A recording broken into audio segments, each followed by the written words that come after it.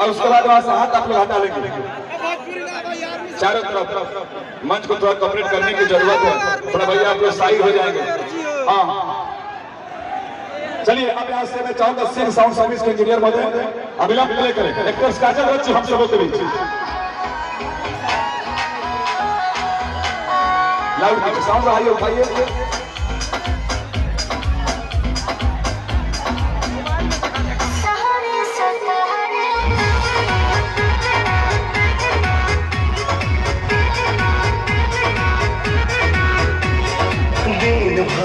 के हम आई बनी काम हो गई शाम, कुछ करो इंतजाम हो। सुना के हम आई बनी काम हो गई शाम, कुछ करो इंतजाम हो। सही ना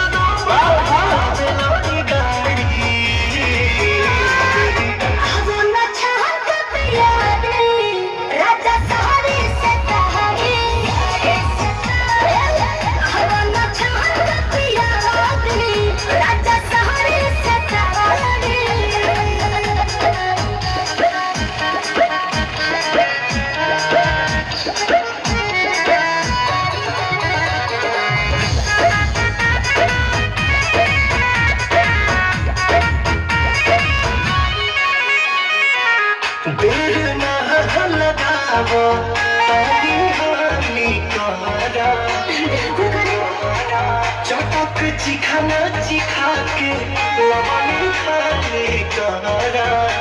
हे राजा जी वही खमड़िया चटरिया बिछाई हो तपसे नवा तबे नवा हो जवानी। मोर बनो तो तनी बोले दलानी हम चाहत पिया दे राजा सारे सतहरे।